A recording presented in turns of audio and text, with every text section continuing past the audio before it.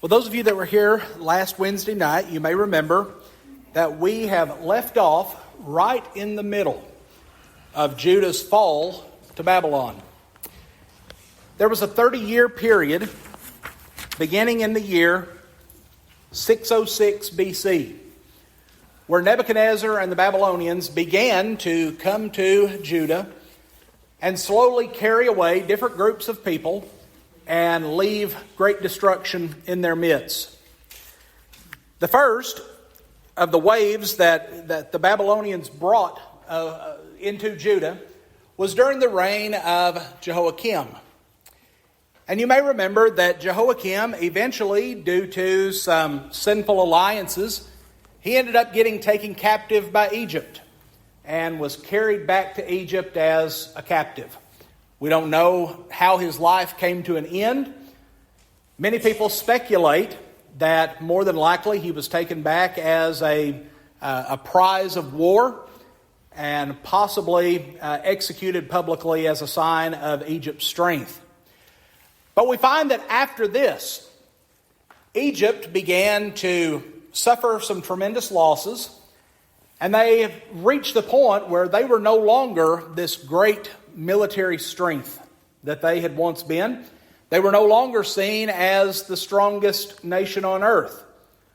Babylon rose to that position. Well, after Jehoiakim was taken to Egypt, we find that Pharaoh himself named the successor, and he named the son of Jehoiakim, an 18-year-old by the name of Jehoiachin. Jehoiachin did not reign for very long. He reigned, you may remember, for only 3 months and 10 days. And we find that after this took place, the year was 596 BC, and Nebuchadnezzar decides that he is going to carry away others to Babylon. During the first wave, you may remember he went in and he carried away many of the young people from prominent families. Young men such as Daniel, Shadrach, Meshach, and Abednego. They were taken to Babylon to be pressed into diplomatic service. That way, when the other people of Judah came to Babylon, there would be someone there who was of their nationality, who was already trained in the ways of the Babylonians, that would help assimilate the Judeans into Babylonian culture. But in this second wave, when Jehoiachin is king, as I said, he's only been reigning for 3 months and 10 days.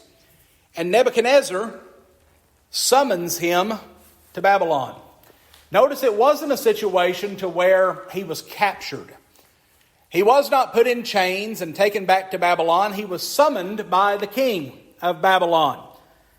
And we read in 2 Kings 24 and verse 12 that he, along with his mother, his servants, his princes, and his officers, they all were summoned to Babylon. Well, when this took place, the Babylonians then went into Jerusalem.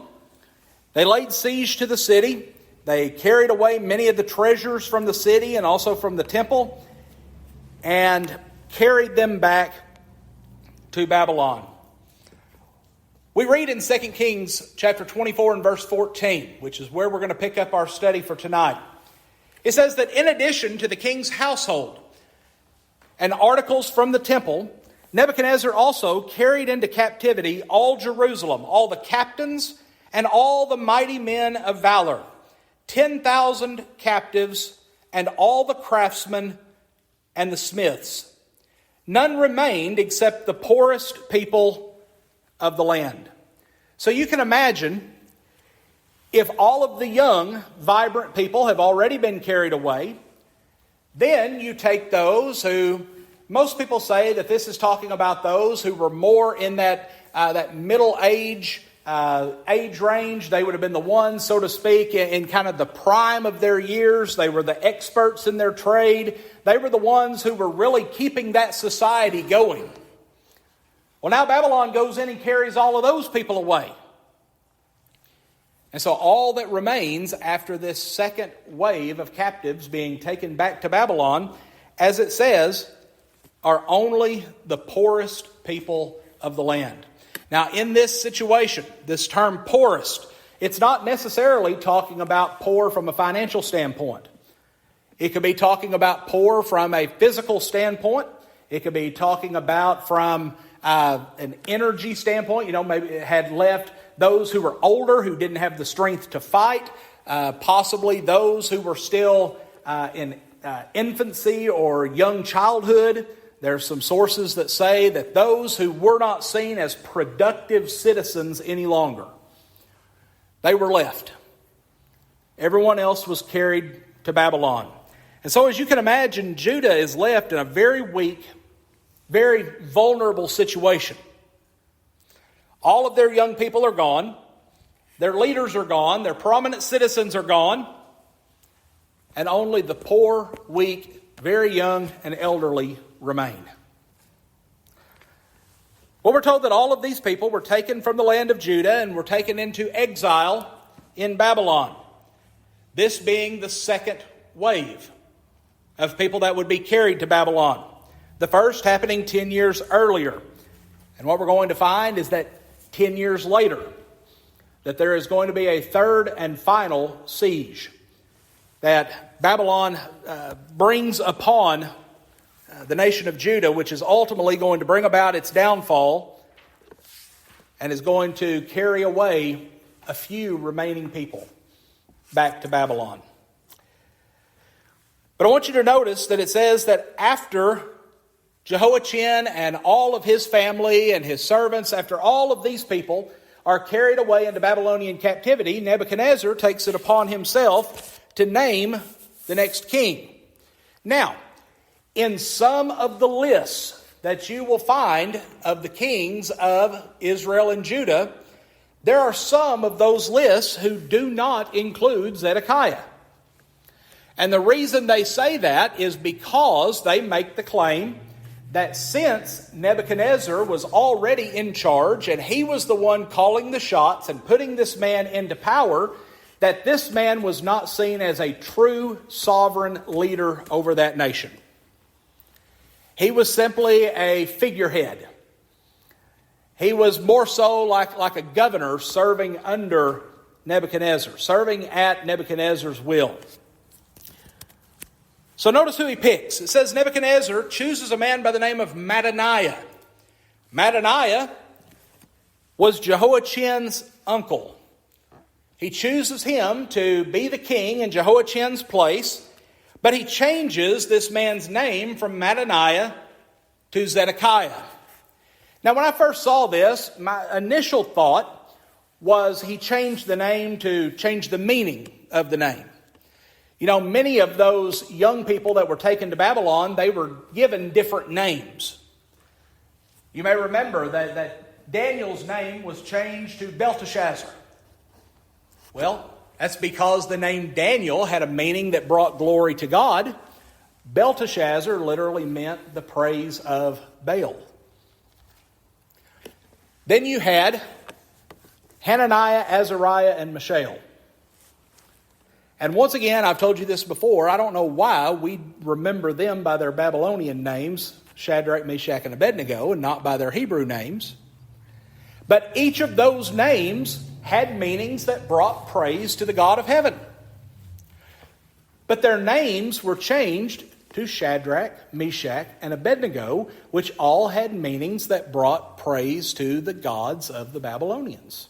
And so this was all in this process of trying to indoctrinate them with Babylonian culture and religion. They had their names changed. Well, as I looked at this instance with this king, it wasn't the case that his name was changed to give him a more Babylonian name. Because each of these names, Mattaniah and Zedekiah, are both names that still give praise to God. But more than likely, the reason this was done, and this was a common practice in those days, when a king would be conquered by another nation, the king of the conquering nation would oftentimes change the name of that king who had been conquered. And the reason for that was to bring shame upon that conquered king, but also to show that he was now in submission to someone else. Because if someone has the power to forcibly change a person's name, then that person is in submission to that other individual. But something that I found quite interesting is, unlike these other conquered kings, Jehoiachin was not put to death, but rather we're told that he was put into prison, and he lived in prison for 37 years. And after 37 years, after Nebuchadnezzar had died, we're told that another king, a king by the name of Evil-Merodach, he decided that he was going to pardon Jehoiachin. Jehoiachin was brought out of the prison, and we read about this in Jeremiah chapter 52 and verse 31. But Jehoiachin was brought out of the prison. He was given a better position, a more favored position than other conquered kings from other nations that were there in Babylon. But also we're told that he was allowed to forego the wearing of his prison garments. He was able to dress in just the normal attire that the people would have been wearing. But also he had the privilege from that day forward of being able to eat in the presence of the king for the rest of his life. So we find that Jehoiachin later in his life, although for 37 years he lived as a prisoner, we find that eventually some of the respect and some of the honor that he once had was given back to him. What this shows us is that even while these people were in Babylonian captivity, God continued to watch over them. God continued to bless them. Even though they had to go through a time of punishment, God was not going to desert them because they were still His people.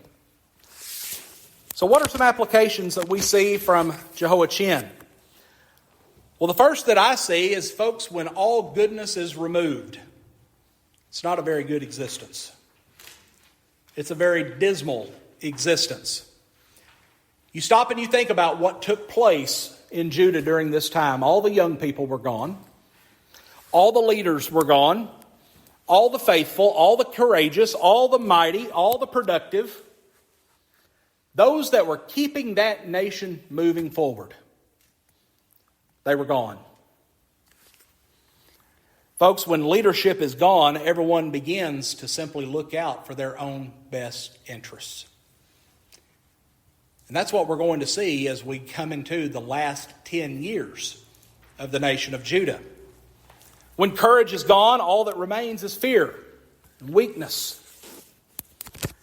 And when those who are productive in society are no more, everyone is reduced to simply fighting over the scraps. Fighting over what's left. Well, this is the world that remained in Jerusalem at the end of Jehoiachin's reign. After Babylon had come for a second time, that was what remained in Jerusalem. And if you ever want a detailed look of the conditions that were taking place in the city of Jerusalem during this time, I encourage you to read the book of Jeremiah. Jeremiah is a devastating treatise that talks about just how bad that society got during those last 10 years. But another lesson that I see from the life of Jehoiachin, we need to remember God's compassion and God's mercy. Even during the years in exile, we find that God's love and mercy continued to be with the nation of Judah. He continued to watch over them. His mercy continued to be on display. And we see that in several different ways. You read the story of Daniel. Was God's love and mercy at play in the life of Daniel? Yes. What about Shadrach, Meshach, and Abednego when they were cast into the fiery furnace? Was God's love and mercy at play? Yes. We see other instances as well that we could look at. You look at the book of Nehemiah. You look at the book of Esther. You look even the things that took place later in Jehoiachin's life. And we see God's love and mercy continuing to be with those people. And something that we notice is as the people of Judah started to turn their attention back to God, God's love and mercy became more so on display. Because you remember, what has God promised this nation all along? If you will be faithful to me, I will protect you. I will be with you. I will allow you to stand. I will allow you to be profitable. But you have to remain faithful. You know, during some of the hardest days of the prophet Jeremiah's life, we find a statement that he made, and it's recorded in the book of Lamentations. Lamentations 3, verses 22 through 25. And he said, "Through the Lord's mercies we are not consumed, because his compassions fail not. They are new every morning. Great is your faithfulness. The Lord is my portion, says my soul. Therefore I will hope in him. The Lord is good to those who wait for him, to the soul who seeks him." You see, the people of Judah, they were a living testimony of God's love and mercy. They could have been like Israel, carried away and not even been allowed to retain their national identity. Now we know that while they were in Babylon, they no longer were referred to as the people of Judah or Judeans or even the children of Israel. While they were in Babylon, they took on a new name. Anybody know what that name was? Jew. They first were called Jews in Babylon. And most people believe that this was a term that started out as a derogatory term. They believed that the Babylonians would say, "Hey, look at all them Jews over there," a derivative of those of Judah. And eventually this term was one that caught on. And it was a term that as they came out of Babylonian captivity, you start seeing that being the common reference to these people. But we find that those who were referred to as Jews, and I think sometimes we get this confused. The only people that were ever referred to as Jews were those who came from the tribes of Judah and Benjamin. Because they were the only two tribes that were in Judah at the time it was carried into Babylonian captivity. And so they were the ones that adopted the name Jew. Now, of course, over time, that term became more widely used. It became more all-encompassing. But when that term originated, it applied only to the people of those two tribes, because they were the only ones still in existence in their tribal identity. All of the others had been carried away. Okay, any questions or comments on Jehoiachin before we move forward?